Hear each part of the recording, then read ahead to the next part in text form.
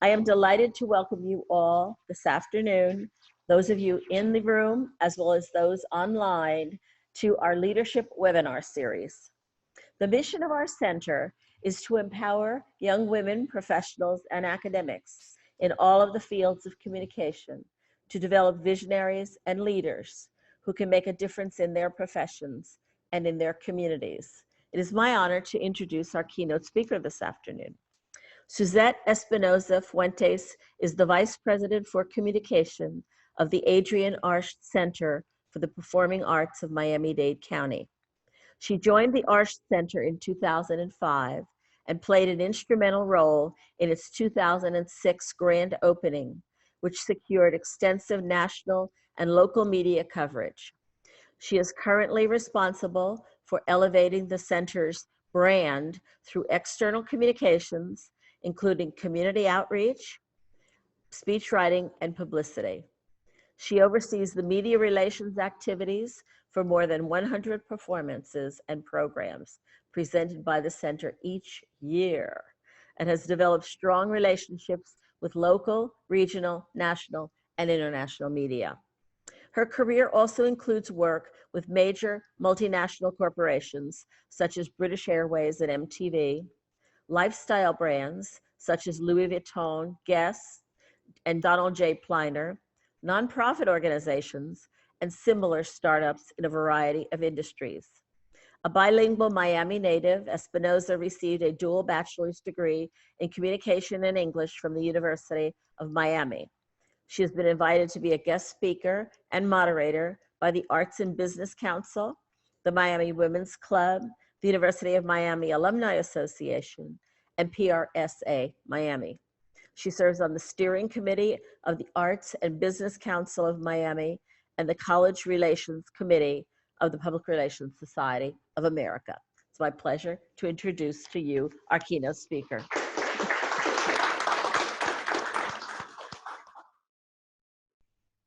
When I started the Arsh Center, I was a single lady. I got married, not literally at the Arsh Center, but while I was at the Arsh Center. I've had my 2 kids while at the Arsh Center. I've grown from starting as a publicist to the Vice President of Communication at the Arsh Center. I now represent, as you heard, 100+ shows. I'm the spokesperson for the Arsh Center. I do more TV and radio interviews than I thought I would ever do. Remember how I told you I didn't really like being in front of the camera, in front of people? Right, so now I've just accepted it as this is what I'm doing with my career, and now I kind of like it. I like the purpose behind it, right? That you get to share your story or share the story of the Arsh Center or the story of Esteban Cortazar with the world, and I really do love that part of it. So that's what I'm doing now. And so Dr. Copenhaver, I think, invited me here to speak to all of you because what the perception or we believe that what I'm doing is, is meaningful and is important and an example of success, as humbling as that feels. And so what I want to share with you is a couple of tips. You know how I talked about always delivering?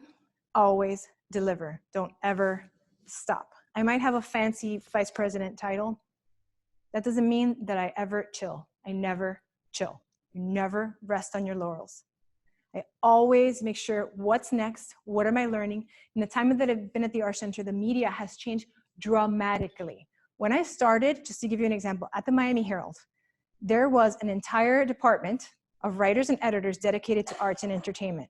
I'm talking 10 to 15 people. In a decade, there is now one person who has multiple jobs that are not just arts and entertainment focused. So it's dramatic. That means that there's only one person to write that story or pitch the story that I want to get written about the shows that are coming to the Arsh Center. Whereas before there was 10 different people. There was an expert in books, there was an expert in dance, there was an expert in Latin music. That's no more. So what do you do as a publicist? The expectations are still the same. I still need to get the word out there about the shows that are happening at the Arsh Center. How do I do that? You adapt. You find other relationships. You find other media. You incorporate social media into what you do. That's hugely important. And if I would have been doing the same level of work or focusing the same way now that I was 10 years ago, I wouldn't have a job, first of all. And also, I just wouldn't be successful at the job, which, I just can't imagine not being, right? That's why we're here. That's why we're, trying to better ourselves by going to school and then hoping to have a great career and working really hard. So that hard work that you put in, don't ever stop doing that. Don't ever rest on your laurels. That's so important. It's every day. I want to prove it to myself. I want to prove it to my relationships in the media. I want to prove it to my bosses. Everybody's got a boss. Even if you work for yourself, there's a boss somewhere that's counting on you or that's sort of looking at you and measuring you, right? So delivering on that every day and communicating as much as possible is so, so, so important. So a lot of people ask me, career, family, which one? I say you can have both. I have both. You can all have both. You can all have both. It's really important. Some tips for that. Find yourself a partner. If you choose to have a family with a partner, find yourself a partner who supports your career, whose career they can support. Because believe me, when you have kids, you're going to need to support each other. There's going to be sick days all of a sudden, and your busiest day when you have a really important conference to go to or a really important presentation, your child will probably get sick. And you need to figure it out with your partner. How you're going to manage that, right? How you're going to continue to have that. And if you have a supportive partner, you can do that. There's going to be days that you're really going to need that. So that's really important. And it starts now. You're dating now. If that's what you want in the future, it starts now. So if you've got a partner who's not interested in having a kid or supporting you or treats you as an equal, may not be the person for you in particular if you want to have this career and family thing that we, many of us aspire to. So just a little bit of personal advice on that. Find an organization that has a great family policy. Do you know Rent the Runway? Who knows Rent the Runway?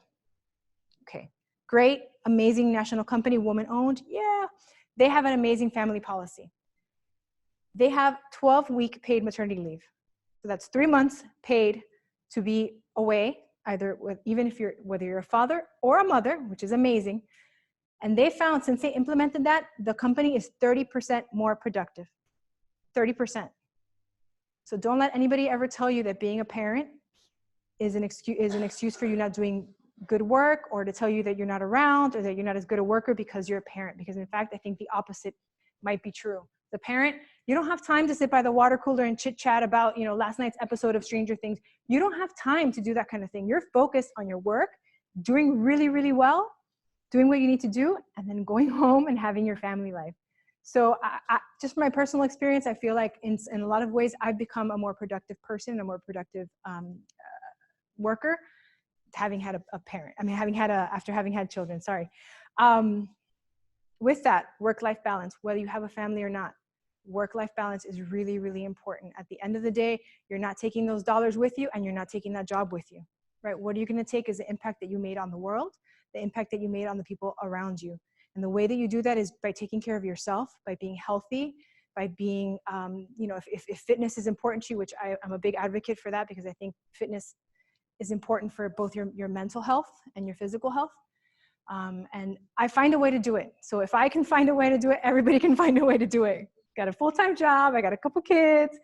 Have things that I like to do, but I do find the time. It's at 5 a.m, I will tell you that.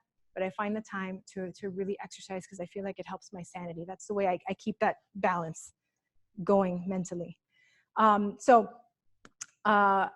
With work-life balance, you do also you're going to ask for flexibility from your employer, but you have to be flexible back. So if you need to leave early at 3 o'clock one day, don't forget this, and this applies whether you have a family or not. If you need to leave early one day, that means that it's going to be okay for you to have to stay late one day or come in an extra day, right? You take the flexibility, you have to give the flexibility back. You're going to continue to deliver over and over again. It takes work to find that balance, and everything, it takes work to find the balance between what you want from your personal life and what you want from your work life. And hopefully, in the best of both worlds, those two things marry each other. For me, I'm really lucky that I'm passionate about the arts. I think they're important in terms of what they do for us. They connect us to each other in a way that not many things do, right? It's not the same. Right? It's very easy and comfortable to sit at home and watch, whatever's on Netflix, and it's cool. Maybe you're with somebody, or friends next to you, maybe you're not. But that level of connection that you have when you're laughing at something that happens on stage, or you're made, kind of to think about something that's really heavy and touches your heart a lot. Instead, you're having that connection in that moment with 2,000 other people that are complete strangers. And for that reason, I think that the arts can really have an impact. And I'm lucky enough that I get to be able to do that, to share that with the world as part of my job. So to some degree, I consider myself extremely lucky. to have married those two worlds. So marrying those two worlds, lesson number 4, work for the balance. It's worth it. It's worth it. It's worth it. It's worth it. Some days I'm exhausted. Some days, I lean on my own team, and they take care of things while I'm away. And then other days I take care of them. And that's part of the balance as well, right? To take care of the people around you, because they'll take care of you as well. They really will. But you need to also take care of them. We're all human beings, and we all need to take care of each other, not just in the work atmosphere, but in your personal atmosphere, in your class atmosphere. It's really important. So number 4, work-life balance. So the lessons for today that we talked about, and I've got one final idea, and then I'll take some questions. Everything is a learning experience if you're looking to learn. Your hidden talents come back to help you. I promise. They come back to help you. So take advantage of them, keep them in your pocket, develop them. Luck is opportunity meeting preparation. And finally, work for the balance. Big idea here. The through line through all of this is you get what you work for. Nothing will be given to you. You need to earn it, but you can earn it if you work for it. Thank you.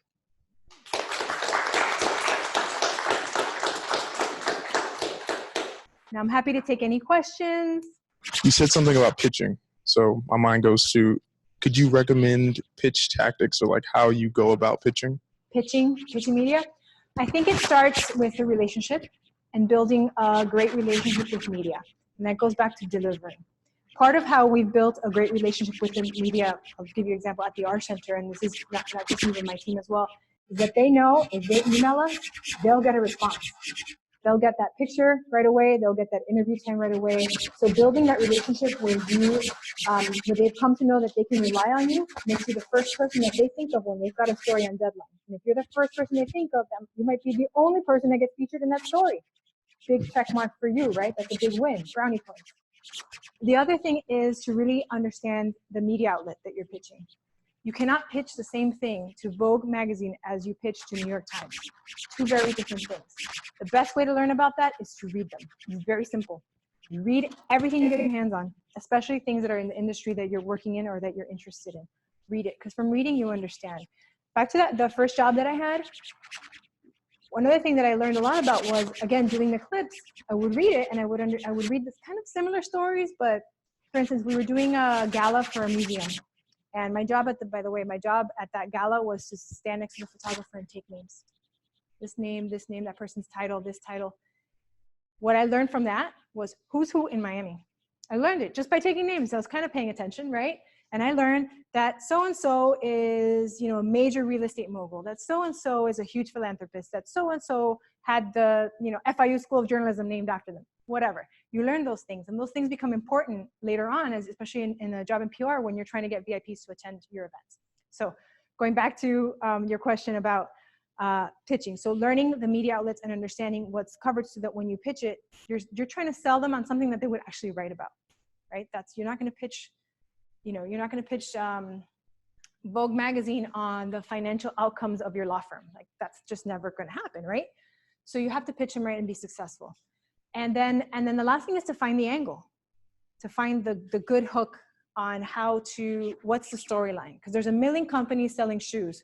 Why do they want to write about your company? Is it because this person is, a wacky pet owner? Maybe that's a fun human interest, hook, and he makes shoes for his pets, which is a client that I had. Or is it that, they have this new, cruelty-free, the only or first cruelty-free vegan leather something or other, right? That if it's the first or the only of its kind, that's also a good hook. So it's a combination of that, the relationship, knowing the media outlet, and the hook. That's interesting to me. And the message is kind of the hook. Yeah, it's sort of what's that, right? If you can visualize what that headline is, that's what you're going to try to sell that person on what that story is. Absolutely. Okay. And then my second question, excuse me, the other person who wants to ask a question. So you've seen the art in the surrounding area develop so much in the 10 years that you've the most notable changes you've seen? Oh, sure. In the arch specifically. Arch. I'm sorry? In the arch specifically. In the Arch, yeah. Sure. Yeah, the Arch Center was built in what was a blighted neighborhood. So 15 years ago, those of you who are from Miami might remember if you've been in downtown, this one building that is on the corner of is the Arch Center now, I mean, it felt like it was going to fall into the street. That's how bad it was when the center was being built. And they've since then redesigned it. But it was just kind of all falling down and empty, and it would empty out after 4 or 5 o'clock when everybody was done doing their banking or their finance or their law business. They would completely leave downtown. If you've gone there recently, you know there's just new energy there, right? If I look just to the to the south of the Art Center, where the Frost Museum and the Perez Art Museum are, that little corridor there's a bunch of condo buildings, 8 or 9 just on Biscayne Boulevard. Each and every one of those 9 huge skyscraper condo buildings has come online, has been built since the Art Center opened. So the Art Center was sort of a catalyst, and this is very common for performing arts centers to do. They're put in places like a downtown Miami 15 years ago to revitalize the area. And it's done that. You can see that just by the amount of people living in the area. I can see that by, there's people now walking their dogs every morning around the Art Center and around the Art Center, or, on any Saturday night, come 7 or 8 o'clock, right? There's all this activity happening in the area. So that's a big thing that I've seen happen here. The other thing that I'll mention is that the way that Miami sees itself and the way that other places see Miami. For a long time, we were just sand and beach. And we will always be that because we have beautiful weather and beautiful beaches. That will never go away, hopefully, for Miami. But in addition to that, people are seeing Miami as a cultural destination, right? People come to Miami to see beautiful art in Wynwood. They come to the biggest art fair in the world every December. They come to the Art Center to see a great show. Within 3 blocks, you've got a massive, magnificent Perez Art Museum Miami for visual art. You've got the Frost Museum of Science, and you've got the Art Center, all within walking distance. And very soon, once this signature bridge is built for Miami, those 3 institutions we're going to connect much easier than they do now. Right now, you can walk to them. It's not the most pleasant experience, but in maybe 5 to 6 years, it'll be a really nice park and space that's going to connect all 3 of them and make a true cultural corridor for Miami. And I think that's going to change the way that the world sees Miami, and it has easily becoming more of a cultural destination. Next question, yes. Hi, first of all, thank you so much for coming and talking to us. I wanted to ask you about how you collaborate with probably the publicists of the shows and the artists that you host at the center. You had to collaborate with them when you were making pictures, or? Collaborate with all the management. Some of the publicists and management of some artists and some shows are very, very involved, and others leave it up to us at the Art Center to sort of figure things out and get the media outlet. But before walking in here today, I was actually on the phone with the press agent. We call them press agents, particularly for musicals. That's what the publicist contact is called, with the press agent for Hamilton. Because Hamilton is coming next year, so we're getting ready to make some announcements and getting ready to move things forward for Hamilton next year. So we got on the phone with him and made sure that the types of things we want to announce are in line with what's happening with the Hamilton tour nationwide, with what's happening with Hamilton in general, that all that messaging is very similar across all of the cities in which Hamilton is going, including, of course, Miami and the Art Center. So yes, we work with them all the time. Probably 50 or 60 different press agents we work with all over. So we do get to make a lot of relationships with the press agents of all the Broadway shows in New York, of the jazz artists that are all over the country and actually all over the world. The Flamenco Festival is something that we do at the Art Center. We bring artists every year directly from Spain, the best flamenco dancers in the world, directly from Spain to Miami. And whenever we do that, of course, we work with their publicists over in Spain. So that's where, that Spanish I was talking about that I was practicing back then, that comes in very, very, very handy. Not just with the media that I'm pitching Flamenco Festival to, but also the management of the flamenco artists who actually at least the media here, they speak English and Spanish, but the management of the flamenco artists, for example, they only speak Spanish. They try to speak English, but it's just easier to speak in Spanish. And we can get so much more done when we don't need a translator. We can just get things answered, move things along, and it's been great to be able to work with them in that way. Any other questions? Yes. Oh. I was gonna say, thank you for coming because you really actually put a lot of good tips for us. But my question would be, starting in what would you say would probably be one of the challenges that you face that you have overcome that you have been working there, and how would you give advice on a team just really going into that type of field? How would we progress ourselves to, be superior and actually show that we can work just as hard, versus. Absolutely. Okay, so two questions. So challenges we're seeing right now is one of the ones that I had mentioned about the media landscape. There are many, many, many fewer journalists right now in the world working than there were 5 years ago, 10 years ago, and that's change. That's a huge dramatic change. And so we've had to adapt. And so the way we adapt is to work more on social media. What are the media messages that we need to get out there? And we get them out ourselves instead of relying on a third party, a journalist, to get the message out there. So we've created, for instance, the Art Center has a vlog, a video blog now, where we get those stories out, the stories that sometimes the media doesn't tell. And instead of being sort of, why aren't they saying this is a great education program that we have? Why isn't the media writing about it? We create our own video. We put it out there. They're mostly 1 minute videos because who has the attention span anymore? And they're mostly 1 minute, and we put them out there on social, and we boost them, we promote them, we put dollars behind them. So they're sponsored posts, so they get out to more people. We do it on Facebook, on Instagram, on Twitter, and that's how we really have dealt with getting the word out despite the changing media landscape. Now, you also asked about advice for women getting into entertainment and PR fields. And it's the same, I think, for women and men.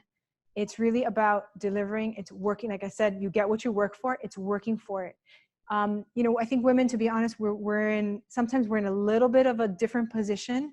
And so the things that I'm mindful as a female is to always have, to not really think too much about whether this person or that person is a male or female, just to not see that and not feel intimidated by that. If I think about it, I'm often in a room with lots of men. But I have to not think about the fact that they're men, they're equals just like me, and they know things and then they don't know things. And I know things that they don't know because this is what I do and I'm a professional. And having that confidence that you are a professional and that you know what you know, I think is a big benefit. And you have to sort of get yourself in that mode and make sure that you exude that, and make sure that you're not afraid to share your opinion, because your opinion is valuable. It's female opinion and a male. Everybody's opinion is valuable. We have something that we bring to the table. And that's really important to remember that all the time, I think is really, really important. Yes. Hi, how's it going? Hi, good, thank you. Okay, so I have two questions. Yes. So okay, what are some of the tools that you use to manage your communication, in terms of how do you keep up with communicating with different brands and the lifestyle brands you work for? And also, what does a day-to-day life look like for you? Oh my gosh, day-to-day life. I'll start with that. No day is ever the same. I think that's what I love about being in communications. It's always different. I have a to-do list. It's a lengthy to-do list. I put everything on a list. But I can tell you that I might have 4 or 5 things that I think I'm going to get done any given day, and they don't get done. Something happens within the first 10 minutes and it's like, all's gone. Artist cancels their interview, or a show gets canceled, because that happens. Shows get canceled. There's weather and they can't get to Miami, whatever it is. And that just throws your day out the window. So what I've learned from that is to really be adaptable. So at the same time that it's interesting, and I think it's kept it kind of fun for me after all these years to have a day where there's a little bit of the unexpected. It's also taught me to just roll with it, right? It's fine. This is not what I had planned for today, but that's what I'm going to do. And it's actually helped a lot in terms of being a parent, because that's what being a parent is like. You think you're going to do this and you have your schedule. If you're anything like me, you have your schedule. I always have a schedule in mind. And then something happens, right? Kid falls, scrapes a knee or hurts an ankle or something, and then your day is out the window, and now you have to completely adjust. And it's the same thing at work. You have to completely adjust your day. So I think, what was the other question? Tools? Right. I think that in terms of communication right now, it was really interesting. When I first started, you would pitch by picking up the phone and hoping that you'd get a journalist and get your pitch out. Sometimes it would hang up on you. Sometimes it would be nasty, and sometimes it would be really nice. But it was a little bit nerve-wracking, right? who am I going to get? What's it going to be today? And that's completely changed now. Now I hardly talk to people on the phone except for just, hey, how are you? And that goes for work as well. So most of our communication right now is done via email. So, which means you have to be a really good writer, even better than before. Because before you could be a good writer, but if you're a good talker, you can get a lot done on the phone. That same communication that was done on the phone before is done via email now. So you need to be concise. You need to be able to spell correctly. You need to be able to have good grammar so you can get that message across. So you're not distracting that journalist that you're teaching with bad spelling or poor writing. Because then they're gonna be like, I don't have time to try to figure out what they're trying to say. Who's next? Let me find the properly worded email. Okay, now we can work with that person. So that's really important. That's in terms of communication. So email is really, really key right now. And the other thing I communicate a lot is through social, for sure. Through Twitter. I don't use Facebook as much for professional things. I don't think that journalists really care to use Facebook. Everybody's different, but my experience has been that Facebook, most people use it for more personal things than business things. So while I may be friends with some media people on Facebook, I don't really use it for business. But certainly Twitter, sometimes Instagram or stories and things like that. That's another tool that I use. Was that sort of where you were going at with the question? Okay, great. I'll make sure I answered the question. So those are the major tools that we use. Yes. Ooh, How did Can you you still hear me? I think I pulled the microphone. Okay. How did you get to enter into like a prestigious place like the Arts Center? You get what you work for. So I've always been a person, I've always just been a really hard worker. And I've always wanted to do things the right way and the best way I knew how. That's just who I am. And I guess now I'm seeing the fruits of that and understanding the power of that, which is why I'm here to share that with you because it's so important. But really it was just, taking opportunities that were there for me and doing the best I can. I think that everything that I've done built up to, this moment, but hopefully much more beyond that. For example, the first job I had, like I said, I learned a little bit about media and what the different media outlets were like. I also learned about the personalities and VIPs and business leaders in Miami. Then I built upon that, and I learned when I was working at the second agency with Latin America, I learned about, one of my main clients was British Airways. So I learned about the travel industry and hospitality because that's part of the travel industry, right? So I learned about that. And then of course the fashion, and made connections and made relationships and understood that world and the magazine and lifestyle world through that job. And that sort of built up to when the opportunity came up at the Arts Center. It's like, oh, that's kind of what I've wanted to do for a long time. In fact, you should know that I interned at Broadway Across America offices. So from way back then is when I wanted to get into what I'm doing now. And I also worked at the box office at the Florida Grand Opera as well while I was in college. So I was trying to, it might not seem like a direct path, but I was trying to get to this place where I can do, arts and entertainment and communication. And so it built up to that. Actually, our head of HR has told me this a few times, the person who hired me, that it was, that combination of being bilingual, because, having that ability to sort of speak to the media and to people in English and Spanish, particularly here in Miami, but also having some of the hospitality experience and having some of the arts experience, that all made me a well-rounded candidate for that position at that time. Had a little bit of lots of different things that made me a good candidate, even though I had never represented a performing arts center before or an arts organization before. Someone of your previous jobs I did actually, in the case of the Arts Center, no, I didn't know anybody. I applied. If I would have known better at the time, and here's what I'll tell you, LinkedIn is a beautiful thing. Use LinkedIn. It's a way for you to see, as you meet people, you make connections, but it's also a way for you to see who they're connected to so that they can make an introduction for you. Most people will be happy to make an introduction for you. You're not asking them if you've never worked with them. You're not going to ask them for a referral, right? You're not going to ask them to say this person is a great worker and they do this and that. But just an introduction can make all the difference. Can bring your resume from the pile of 2,000, which sometimes it's 2,000 guys, all the way up to the top 15 or 20 and actually get looked at. And that's really important. And sometimes that can make the difference. So if I had to give you a piece of advice, I would say use that. Use the people your network, just to make introductions, just to put a word in for you. Like, hey, so-and-so is interested in this job. Here's the resume. That's it. That's all you're asking people to do. And most people will be very willing to do it for you. Final Final thoughts for me. I mean, I can't say it enough. You get what you work for. That's all. If you leave today with one thing, it's go out there and work for it. Thank you.